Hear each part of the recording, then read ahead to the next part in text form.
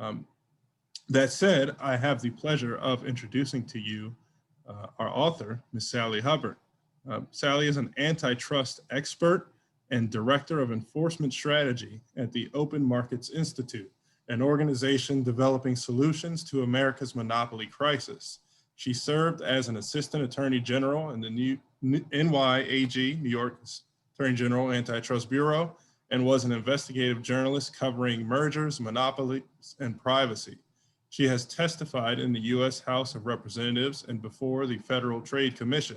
She appears and is cited regularly as an antitrust expert in a wide range of media, including the New York Times, CNN, BBC World News, Vanity Fair, Washington Post, The Atlantic, Wired, and she hosts the podcast Women Killing It. Sally, will be joined tonight by Sarah Fryer. Sarah reports on social media companies for Bloomberg News out of San Francisco. Her award-winning features and breaking stories have earned her a reputation as an expert on how Facebook, Instagram, Snapchat, and Twitter make business decisions that affect their future and our society. Sarah is a frequent contributor to Bloomberg Businessweek and Bloomberg Television. She is also the author of No Filter, the Inside Story of Instagram. Without any further ado, Sarah Fryer and Sally Hubbard. Thank you all so much for joining us at this exciting event. I can't think of a more important time to be talking about antitrust. And I just have to say, this book is very accessible. It's written in a way that anyone can understand it. So it's very appropriate for anyone who's trying to figure out what's actually the power that these monopolies have in our lives, whether it's tech monopolies, healthcare monopolies, and just the damage it can do to the way our society operates. And Sally, I have seen on TV everywhere because we all have questions this year about how exactly these companies are impacting our lives and what is going to happen as regulators start to zero in on their impact and try to figure out what to do if anything can be done. So with that in mind, I want to start by encouraging you again to ask a question in the Q&A. We'll get to those in a few minutes. But first, I want to ask Sally just a really timely one, which is the events of the last week, the way the election turned out, and the process leading up to the election. Where, if you're a person listening today on this event, where can you see the impact of these monopolies affecting our political discourse? Well, Sarah, first I want to start off by thanking you so much for taking the time to be here with me tonight. And thanks to Politics and Prose for putting this on as well. In the last week with this crazy election we've had, I think the biggest monopoly story is really the disinformation problem. And I think as much as we're all aware that disinformation is running rampant right now, particularly regarding the election results, I don't think we've actually had a reckoning yet in terms of how much disinformation affected people's votes. Disinformation has been raging on social media for a long time. We saw this back in 2016. Facebook and YouTube are the companies that I'm most concerned about because of their reach and their business models. And they've had years to work on this problem, but they've only done ineffective Band-Aids. We've seen a member of QAnon now, or a person who is affiliated with QAnon is now a member of Congress. Facebook's own internal documents showed that Facebook's algorithms recruit about 64% of members of its extremist groups. The fact that these platforms are actually amplifying disinformation and recruiting members to extremist causes, I think is the big story that we still underappreciate. And I think when we're talking about bias, whether there's progressive or a conservative bias, the reality is the bias is in favor of the business model, and that is content that causes people to react. That's more likely to be disinformation than truthful information, content that makes people click and share and comment. That is what the bias is in favor of. And we're seeing terrible effects on our democracy as a result of that. Yeah, let's zoom in on that, because that's something that really bothers me, is that people say, oh, Facebook is censoring this group or they're censoring that group. And really, you and I were talking earlier, it's not about the moderation as much as it's about the actual structure of these platforms. Talk a little bit more about that incentive basis. Why do we see Facebook and YouTube become places for lies? Right. So yeah, in terms of those decisions about what should be censored or what shouldn't be censored, the real problem that we need to look at is the concentrated control over speech. That is the core problem. We cannot have one company determine the winners and losers of what speech reaches 2.3, 2.6 billion. What are we up to now? 2.6 billion users. So it's really more than 3 billion if you count all of Facebook's properties. And you got to remember, Facebook owns it. This is all over your book, but they own WhatsApp, they own Instagram, they own Facebook Messenger, they own Oculus. We don't live in a virtual world yet, but we might one day. Yeah. And so that's more than 3 billion. Right, more than 3 billion. The majority of the world's internet connected population. Right. So, if we've always had rules in America to prevent the concentrated control over speech because we recognized what a threat that was to democracy. We had rules that said you couldn't own the same radio station and TV station in the same town, right? That's all kind of gone out the window in the digital age, and we've allowed these companies to become, monopoly monsters, basically, through not just being the best or offering the best product, but also by acquiring their competitors, by behaving anti-competitively to make sure no one else has a shot. And as a result, we have this very dangerous concentration of power where one company's content moderation decisions actually have influence our elections, right? We can't have one company's decisions affecting the speech that reaches voters at such scale. And then the problem of the business model is that, as you wrote about in your book, Instagram actually had created its algorithm to prioritize content that makes people post more, right? That's how they had programmed their algorithms. Right. But Facebook and YouTube programmed their algorithms to prioritize what makes people react, what makes them click, share, comment, that's called engaging, and I think this is what's most relevant. The reason why they do this is because they want to keep people on the platform as long as possible. The more they keep people on the platform, the more ads they can show them, the more data they can collect about them, and then the more ads they can target at them based on that data. So it's entirely a profit maximizing business decision about what content to prioritize, okay? And it just turns out that middle of the road content, something that's even toned and truthful and not incendiary, doesn't make you scared or angry, isn't gonna make everyone click and share in the way that they do with, Hillary Clinton is running a pedophilia ring at a pizza shop, right? So, right. Nobody's sharing the content that says vaccines work totally fine. Right. Because that's just common knowledge. And it's the really emotional stories that tend to take over. When you talk about the incentives that these platforms have, I'm just going to play devil's advocate for a second. You're talking about things that are engaging, things that make you react.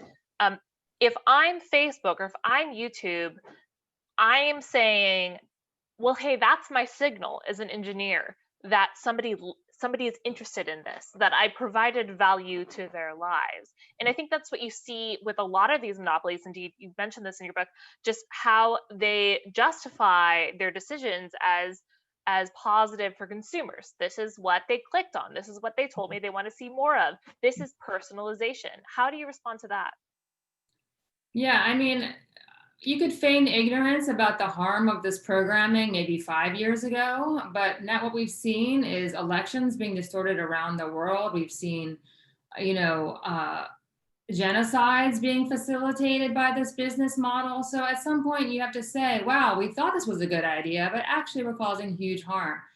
They're not going to voluntarily do that because they're making billions and billions of dollars off of this business model. I mean, Facebook, I think, was $72 billion in earnings last year from this business model. So Right. it's not something that they're going to do voluntarily. It needs to be, you know, the people rising up and demanding that government regulates them and that government decreases their power over speech so that whatever their business model is doesn't have such an impact, whatever bias they may have should not determine, you know, entire elections. You know, like I said, I think the bias is really a bias for disinformation more than any particular worldview. But, you know, we've learned that this is a dangerous business model. They may have done it initially to advertise products to people, but we've seen it's incredibly dangerous. And they just need to do, they need to, we need to, as a society, say it's not okay. We will not allow this anymore. But are they giving people what they want? I mean, this is what they have been designed to do. If you're a consumer, even beyond Facebook and YouTube, you're saying, I want to buy my products from Amazon because it's convenient, because it's fast, because I think it's the cheapest option. Is that not true? Well, back to, are they giving, on the content part, are they giving people what they want? I think a good story are these women that I knew had a website, a small media company that was called Women You Should Know. And they actually built their media company with Facebook at its core. And what they did was they shared inspiring stories about women who had done, you know, important things in history and in the present day, you know, as inspirational stories. And at some point they started getting really angry messages from their followers being like, what happened to Women You Should Know? Why did you turn into this company that only sends me, you know, negative, angry stories when I came here for the inspirational stories? And they realized that maybe 1 out of every 20 stories they would write about violence against women or a topic like that. And they realized when they went back and looked at their data that the Facebook algorithm was showing those stories to their users more than the stories about the inspiring women, because then that was what was going, you know, they were getting the most reactions out of, right? Someone's raped. Wow. Right. So this was not what the consumers wanted. Okay. This is what Facebook wanted. The other thing is I really think it's preying on our survival instinct, you know, like the most viral things that are causing us fear and anger. That's really just preying on, you know, behavioral characteristics of humanity. I mean, a lot of these business models come from actually studying psychology and B.F. Skinner, and you know, it's troubling. So in terms of, I don't actually think it's what we want. I don't think that what you react or comment on isn't necessarily what you want. So wait, you're asking now about Amazon? Is that we moved on to a different topic? Yeah. Well, I mean, I'll just say more thing about Facebook before we move on to Amazon, which is that to further your point, I mean, when people comment on something, and we've seen a lot of this in the election discussions, when people comment on something to say that it's wrong or to say that they disagree or and this is why, that actually increases the distribution of the initial post because it gives Facebook a signal that that's engaging content. So again, that would be not what you want if you're trying to tell your relative that they're believing lies. You don't want those lies to get higher distribution because you took the time to say that. Before we leave Facebook, actually, one more important point. I was talking before about the recruitment into the extremist groups. You know, the targeting of the ads and the content at individuals is based on all the data points that Facebook has collected about you, often in ways you would never know you're being tracked, okay? Things that you would never consent to if you knew what was happening. It's not just what you post on Facebook, it's what, you know, Facebook has trackers on 85 million websites where you don't even think you're engaging with Facebook and it's collecting data about you. And it's that data, that massive data collection about you and billions of other people that allows the algorithms to actually hyper target you with content that it knows you are susceptible to. And so that's how the recruitment to the extremist groups happens. The algorithms for QAnon, for example, realized that folks who were into anti-vax issues clicked more on the QAnon content. And so that's how they recruit. One of the ways that they recruited so many people so quickly to the QAnon is because the algorithm could see. These were not even people going around saying, I think the Democratic Party is controlled by pedophiles. It's just that they were more susceptible to it. So it's actually targeting people by their vulnerability based on their surveillance, the surveillance of people. So that is incredibly problematic. And the other aspect is that everyone is getting their own individualized feed. Therefore, we can't actually respond to speech that we don't like, as the First Amendment requires us to do. What's always kept the First Amendment thriving in America is the counter speech doctrine, the idea that the way you respond to bad speech is with more speech instead of censorship. But when you don't see that speech in the first place, because we're all in our own individualized bubbles, it's very difficult to counter it with counter speech. So that's yet another reason why this business model is breaking down democracy. And ordinarily, when we have a business that is toxic or causing problems, we regulate it.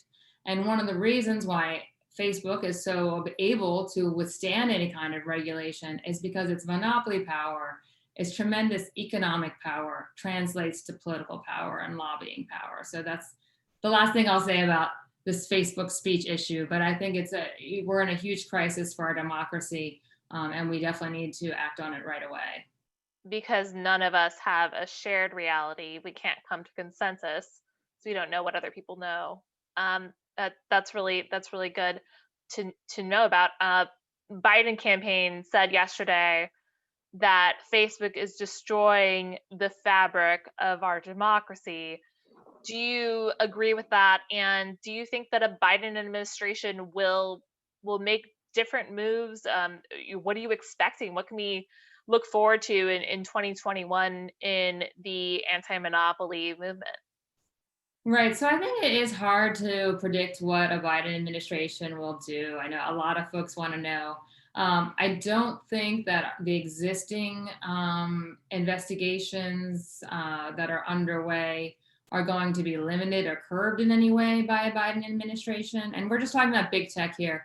The book, Big Tech has been the hot issue that most affects the election in recent times, but the book talks about all kinds of different monopolies in terms including health. Right. Including healthcare. In terms of the ongoing antitrust cases against Google and investigations against the other major tech platforms, I don't think we're going to see any limiting or curbing of them. There's been some thought that maybe he would be more tech friendly. I don't think than the Trump administration, but I do not think we're going back to the Obama years. A lot has changed. When I first started writing about the problems with big tech, and it was 2016, and no one really cared. No one believed me. They thought, why are you complaining about our superstar angel companies? So the public sentiment has really changed since the Obama administration. So I don't think we're going to have a return to that. I don't think we're going to have any kind of a narrowing of what the Trump administration has started. I think we're going to continue on the course, and then also we'll all be supplemented by what the state AGs are doing. We've got 51 state AGs investigating Google right now on a bipartisan basis. So I don't think these efforts are going to be weakened in any way. Everyone agrees that big tech is a problem, but they disagree about what the problem is. What do you think the problem, if you were to pick one thing on your wish list that you would hope would happen as a result of these investigations and government actions, what would you want? Yeah, so I definitely want to caution people to think that, I just want to say, there's no cure-all. There's no single solution. And there's also no single cause, right? The most frustrating thing for me, I have to admit, is whenever I'm posting or sharing articles or, sharing my view that we really need strong anti-monopoly enforcement, people respond, this is not a monopoly problem. We need privacy laws. Oh, this is not a monopoly problem. What we need is interoperability. And my answer to all of that is yes, we need all of these things. Okay. This is not an either or situation. There's not only one problem. We need to use all of the tools in the anti-monopoly toolkit. And so the main tools involving big tech are stronger antitrust enforcement against existing anti-competitive behavior, and acquisitions that are anti-competitive, particularly when these tech giants just buy up all the competitive threats. We need to stop that. But also a structural separation where we take away the platform's incentive to prioritize their own businesses and services over those of the companies that depend on their platforms. This is something I call platform privilege, the incentive and ability for these platforms to prioritize their own stuff. And what it means is that anyone competing against these companies that has to use their platform just to go to market is at a completely unfair advantage. So it's a real destruction of the competitive process itself. And the best way to deal with that is actually through structural separation, where you say, okay, Amazon, you're going to be running the platform, and you're not also going to sell on the platform. Or Google, you're going to be the monopoly search engine. You're not also going to control particular type of specialized search things like travel or reviews, right? That's the best way because it doesn't require any kind of ongoing monitoring. It removes the incentive. And it's really just hard to monitor these companies, every little lever that they pull. It's really difficult to use like any kind of a behavioral, they call them behavioral conditions in antitrust law to modify that behavior. So that as an antitrust enforcer, that's former antitrust enforcer, that's what I'm focused on. However, the acronym that I use is PAIN, and that's privacy, antitrust, interoperability, and non-discrimination or neutrality, like net neutrality rules. We could add a T for transparency and make it paint. To be nicer. Paint them with a brush of accountability. Yeah. For those who have joined us more recently, make sure you get those questions in. Sally can take it, whatever you want to ask. She's a pro. So Sally, let's go back to Amazon, because I do think that that's one of the things you talked a lot about your book is it's a complex business. Most people think of it as the place where they get their easy stuff delivered. Explain why Amazon is a monopoly. Okay. So the first important thing to know about monopoly is the definition of monopoly power is the power to control prices or exclude competition. When we start talking about what is the whole, percentage of the market share, that's actually a form of indirect evidence of monopoly power. Whereas if you can show that a company has excluded competition, that's direct evidence of monopoly power. There's tremendous direct evidence of Amazon excluding competition. When you start looking at market share, what Amazon loves to say is that they have 4% of all retail and that they only have 4% market share. All retail is not, as we call it in antitrust law, the relevant product market. I like to call it the irrelevant product market because it means nothing. When you're determining what the market is, what you look at is what are the substitutes? What are the options? Okay. And so, for Amazon, you've got two different sides of the market, right? You've got the people, the customers who are buying on it, and then you have the third-party sellers and brands that are, selling on the Amazon platform. And it's incredibly clear that for anybody who sells stuff, any company that sells stuff or makes stuff, they basically do not have a choice of not being on Amazon because it accounts for such a tremendous amount of sales volume. When I talk to the third-party sellers on Amazon, they say that they try to put some of their products on Walmart or eBay or other marketplaces, but none of them have the volume that can make a business viable, right? So Whenever you see that there's not options, that's a good indication that we have control over our market. What's been funny lately is seeing Facebook try to become an alternative to shopping on Amazon through their Facebook shop tools, and then Amazon trying to become an alternative to Google and Facebook for online advertising. It's like everyone's getting into every market, and the alternatives are not diversifying what businesses can do with their money. Right. And when you think about it, whenever I hear people say, oh, they're not a monopoly because this other company that's one of the big four is competing against them, that is not the economy we want, where only 4 companies can compete against one another. And the reality is that they all kind of have their little fiefdoms and they just compete around the edges and they don't really go into each other's core markets. Often they have agreements amongst themselves that help each other, keep their monopoly power stronger, as we saw in the Google case that the Department of Justice just brought. Google and Apple have an agreement that, Google paid Apple $12 billion last year to be the default search engine. We have often Google actually amplifies Amazon's monopoly power because it puts Amazon search results first in Google search. So, I don't want an economy when only 4 companies can compete against one another. And often they're really not getting into each other's core markets in any kind of a meaningful way. But back to Amazon with the monopoly power, it just has the power to kick off competitors whenever, it can terminate any marketplace seller whenever it wants to. It can decide it wants to take over a new vertical, a new product. It just, spies on the products that are selling well, then makes its own product based on that data, which it just got sued by the European Commission today for doing. The Amazon Basics brand. Right, and then it either as the Amazon Basics brand or as it also sells as a retailer itself, other companies' products. It can prioritize those as well in the search results. And in the prime advertising, it just puts so many thumbs on the scale in favor of its own products.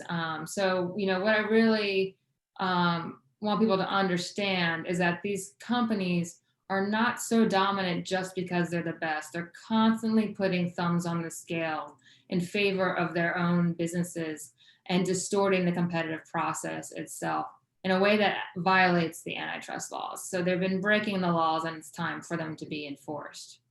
Well, on that note, I'm going to start taking some questions. Feel free to keep putting more questions in. I still have questions for you, but I want to get to some of these curious people here. This is interesting. Why do Americans tend to equate freedom with allowing large corporations to do whatever they want versus the EU? That's a good question. I would like to know that too.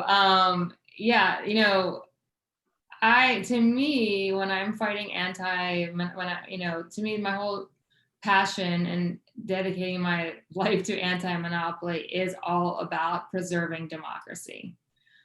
Because I do not think we can have private corporations running over consumers, running over businesses, controlling our markets, controlling the American dream, and deciding who gets to succeed and who doesn't get to succeed. And we are not, they're not democratically elected, right? So I agree that we should be just as worried about concentrated private power as we are about concentrated public power. Even more worried because we don't get to vote for Jeff Bezos or Mark Zuckerberg, right? I didn't get to vote for those guys. Did you? So if we want to be more free, we need to make sure that our markets are open and functioning so that everyone can have economic liberty, not be squeezed by high prices, not be squeezed by low wages because there's few companies competing to hire them, not be squeezed by ridiculous pharmaceutical prices because the pharma companies are breaking the antitrust laws and keeping competitors off the market. So it really is about freedom for me. Anti-monopoly is about freedom, ensuring that democratically elected representatives are able to create rules that protect us and that we have options.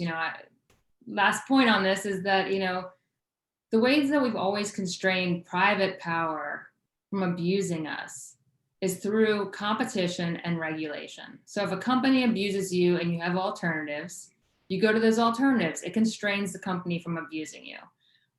If a company is doing something toxic, we regulate them, right? But when we have these monopolies that are too powerful to be regulated, they influence the regulators and they just make end runs around the regulations and don't have competitive constraint, then we're all getting screwed. So that's kind of a major point of my book that I try to make clear, is all the ways we're getting screwed every day and are actually having our freedom really taken from us in this monopolized America.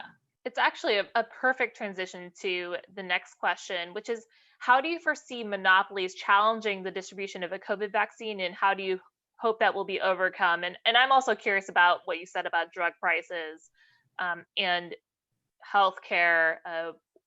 Why is it harder to fight COVID in this country because of monopolies? Right. Yeah. So it's definitely harder to fight COVID because of the monopolization of our healthcare industry. When we have, and so when I was talking about monopolies, I'm often talking about duopolies, which are markets that have two companies, and oligopolies, where you have a few companies. These are still not competitive markets. A lot of our healthcare markets are either monopolies or duopolies or oligopolies. And when you have only a few companies, you're still not protected. We really need many more companies in every industry to protect us. But when we saw with COVID, it was crazy, right? You think in the US we have stuff, right? That's the one thing we have is stuff. And then all of a sudden we can't even have enough masks. We don't have enough swabs for tests, okay? These are all problems that my boss at the Open Markets Institute, Barry Lynn, predicted back in 2005 in his book, End of the Line, when he was looking at how the mergers were leading every supply chain to be highly consolidated. Therefore, we're left with, only a few makers of each product, and they're making them, under just-in-time manufacturing, which in case of COVID was not in time at all. So, when we have only two companies in the world that make swabs, that means we can't deal with a pandemic. When we have hospital mergers, the hospital, I think was it like 100 hospital? I'll have to check my stats in my book. I think it's 100 hospital mergers a year, where the main argument in favor of these mergers is, well, it makes them more efficient. They'll save money because they can reduce their beds. And then COVID hits and we don't have enough beds, right? So it's all not enough doctors on shift. And yeah, it's all been in the name of efficiency. And the result is that we've become very fragile and very weak and very susceptible to shortages because any little thing on that supply chain that goes off, the whole thing goes out of whack. So, but in terms of how is it going to be distributed by monopolies? I'm sorry, can you repeat the question about the vaccine? Yeah, how will it affect the distribution of the COVID vaccine? Say the Pfizer one is the only one that is ready in time to distribute, and there's just one company really providing it. Right. So hopefully we don't allow them to kick other vaccine makers off of the market. I think the bigger problem is going to be with the supplies. I actually have a story in my book about a small business that was making retractable needles, and they were kicked out of the market by a dominant company that only syringes, that they were basically foreclosed from having contracts with hospitals. So I think our bigger problem might be all the bits of equipment that we need to distribute those vaccines, syringes and whatnot. I don't know what's going to happen in terms of patents. I'm not a patent lawyer. Yeah. What about the cloud market? I think we have a question about that. How the big Google, Apple, Microsoft, Amazon, the market is fractured between those guys, but it still seems like a place where they leverage their power quite heavily. Yeah, I mean, I think you'd have to, to really understand what the market power looks like in the cloud market, you'd have to break it into kind of like sub markets, because my understanding is that for particular types of customers, there are not a lot of choices depending on business size. I do know that AWS has tremendous market power among certain size businesses. And you have the same problem on Amazon Web Services that you have with Amazon's marketplace, where it's able to actually steal the innovations of the developers that are developing for the cloud platform and then prioritize its own knockoffs. I think it was called They strip can see mining. what businesses are getting popular. It's like Facebook with Onavo, their acquisition, where they were able to see what people were using on their phones. Right, they and can see develop what's products. popular, they can steal the innovation, and then they can make it, prioritize it on their platform so that it gets preferential treatment. Yeah, the practice, I believe they call it strip mining. When it's Apple doing it to app developers, they call it Sherlocking. There's all these different phrases for customary practices of stealing the innovations of entrepreneurs. This is a great question, especially for the kind of book that you wrote, which is very focused on what we can do as individuals. This person asks, I want to use my wallet as a facet of my voice. I frequently find things on Amazon, then buy the product on the product website directly, but the price there is 5 to 10% higher. What advice do you have for me as an individual consumer in valuing the abstract benefit and the moral high ground over immediate gratification? Or does the action of me as an individual not really matter in the grand scheme of things? So, what I really encourage everyone to do is to not think of themselves first and foremost as a consumer, but instead to think of themselves as a citizen first and foremost. Your power as a citizen is much greater than your power as a consumer when it comes to monopolies. You stopping to use Amazon, it's probably not going to affect Amazon very much, right? I encourage everyone to stop using Amazon. I think it actually makes your life better. It's good for us to have some friction between buying stuff we don't need, and it's good for us to support our local businesses and buy books at Powell's. Yeah, but sorry. Yes. Politics and Prose. Yes, politics and prose, Politics and prose. exactly. But I really encourage people to think of themselves first and foremost as a citizen. So that means supporting candidates who have anti-monopoly views. It means supporting anti-monopoly reforms.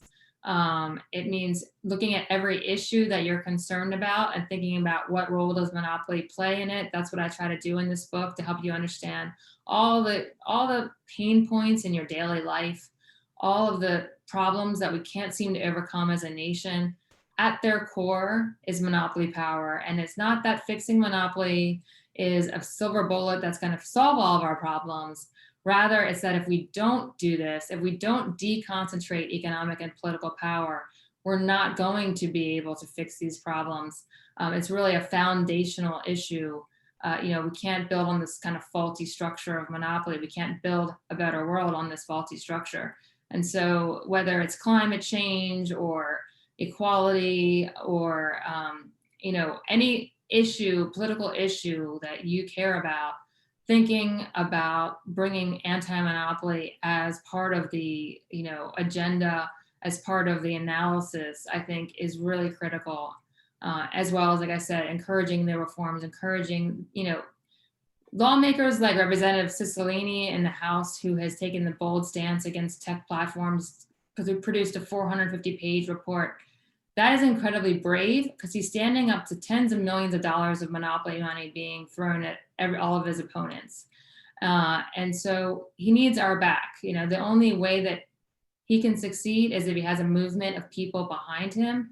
That is my goal in writing this book, is to help people understand why monopolies make their lives harder every day, and to get them to join in the movement to help, build that support that's needed for these reforms. It's good to know that we don't have to necessarily stop using these products in order to feel like we're doing our part. You can call your representatives, make your opinions known. This other question is about that report you just mentioned.